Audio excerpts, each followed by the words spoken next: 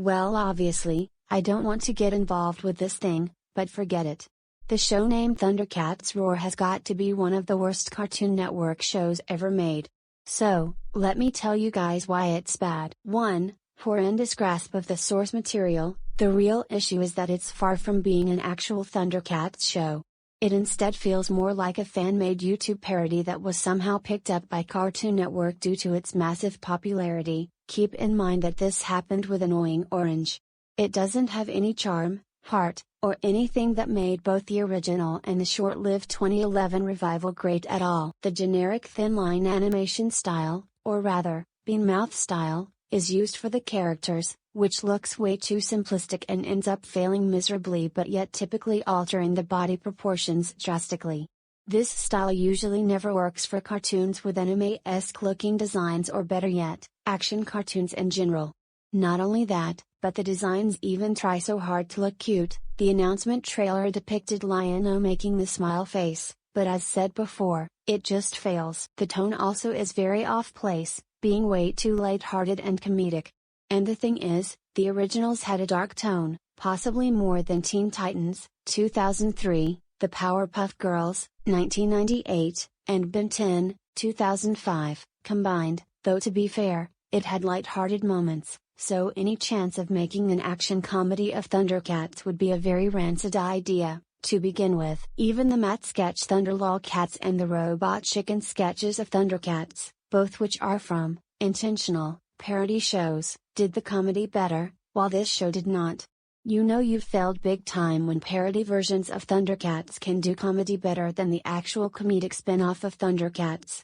Speaking of which, some serious cartoons had comedic spin-offs that worked, such as Rise of the Teenage Mutant Ninja Turtles, Naruto SD, Rock Lee and his Ninja Pals and Batman, The Brave and the Bold, but this show failed at that since it uses poor toilet/crude humor and generic comedy scenes that were bad or boring. Even certain cartoon/anime shows like Shaolin Showdown, Totally Spies, Naruto, Dragon Ball, Bleach, Fairy Tail, Ranma Half, Pokemon, Kim Possible and Teenage Mutant Ninja Turtles, 1987, were originally action shows, but had a right amount of humor. 2. The characters are depicted as lot of goofs who often act happy with little to other emotions. Lion-O is the biggest offender, as he is now a complete goof, without any kind of charm. 3. In the first episode, it's revealed that Snarf is now a robot. This is a good example of a continuity error, though this show might be in another iteration that doesn't connect to the original except in name and a similar plot. 4. Speaking of Snarf, yet again, as usual, he is still an unlikable character, even more so than in the original and 2011 series where he started off acting out of character. While he was annoying in the first Thundercats series, he at least had character and showed concern to others. The same can be said for the 2011 series, but being retooled while staying true to the source material, but in this show, he barely has a personality due to being a robot that is mainly used as a plot device in several episodes. 5. Bland voice acting, even from iconic anime voice actors such as Max Mittelman, the voice actor of Saitama, and Patrick Seitz, the voice actor of Dio Brando. Not even Erika Lindbeck, the voice actress of Luna from Hell of the Boss and Cassie Cage from Mortal Kombat 11, could save the show. 6. The character designs look very lazy, to the point where it looks like a 6-year-old drew it, and it gets to the point that some of the characters don't even resemble their previous designs, but also, Panthro's new design looks way too similar to Drax the Destroyer from Guardians of the Galaxy, even though I still like Guardians of the Galaxy. 7. Some of the characters feel like they were dumbed down to try and fit the tone of this show. 8. There are times where due to the mediocre animation, the characters make very odd and silly faces, similar to Ben 10, 2016, the Powerpuff Girls, 2016, and even Teen Titans Go! 9. The theme song is now a generic, high-pitched song. Instead of the classic theme, all the show has is a 20-second short tune with obnoxious singing and terrible composing. 10. It can be considered an attempt to copy Teen Titans Go! 11. Speaking of Teen Titans Go!, in a crossover episode they had, It shows that the creators of the latter series cannot handle criticism proven by this video posted on Twitter. One can even tell when the classic Lion-O says and anyone who says otherwise has a humor mouth, with bad opinions. Even worse when the episode mocked the fans of the original Thundercats as well as fans of the 2011 reboot. Jelinek and Horvath even have the guts to throw in Panthra's skeleton, in which it only describes the death of Earl Hyman, who is the voice of him in the original, which is pretty disrespectful. Tigra is often treated as an animal character, though not much. The series has pretty bad, terrible, and evil morals like lying, hurting others' feelings, starting drama, violence, not learning their lessons, being silly, disobeying instructions, theft, and stealing. 13. It feels more like a cartoon from the 2010s, which it was originally going to be, rather than an actual 2020s cartoon.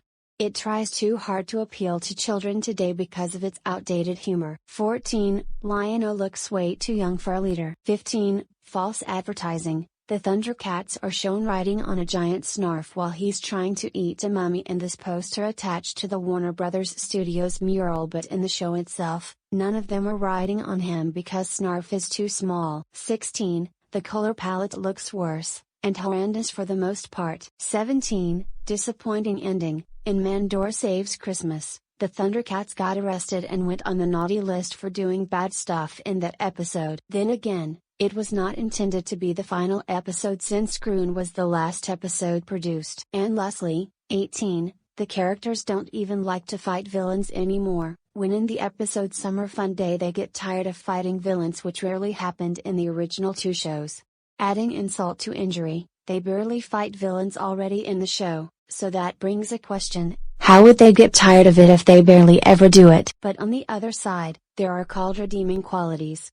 So, I will tell you the 3 reasons. 1. The background designs used in the show, while they may be subpar at times because of the bad color scheme, are pretty cool in some aspects. 2. The action scenes can be entertaining, even with the animation not being good. In fact, unlike Teen Titans Go, the show has some effort put into each episode plot and doesn't stray too much, with exceptions. 3. While dumbed down from the original show, the vocals for the music in the show are decent at best. The theme song, despite being bad, can still be catchy, but not all the time. But for the show, Thundercats Roar's announcement was met with backlash from fans of the original series and its 2011 reboot. On Cartoon Network's YouTube channel, promotional videos for the series have received many dislikes. Upon its premiere, the show was met with polarizing, majority of negative reviews from critics and audiences, but was critically panned by fans of the original show and its 2011 reboot. Much of the criticism was aimed at its art style, characterizations and comedic tone, drawing unfavorable comparisons to Teen Titans Go. It currently holds a 2/10 on IMDb, between The Problem Solvers and The High Fructose Adventures of Annoying Orange, making it one of, if not the lowest Cartoon Network series on the site currently, and it has been regarded as one of the worst Cartoon Network shows ever made. Only 25% of Google users liked the show. It is also the second lowest rated WB animation show on IMDb, 2/10, only behind Little Ellen. On Rotten Tomatoes, the show holds an audience score of 17%. As a result of the show's negative reception and low ratings, the show was cancelled after only 1 season. Okay, my review is done, so make sure to understand that Thundercats Roar was the worst Cartoon Network shows ever made.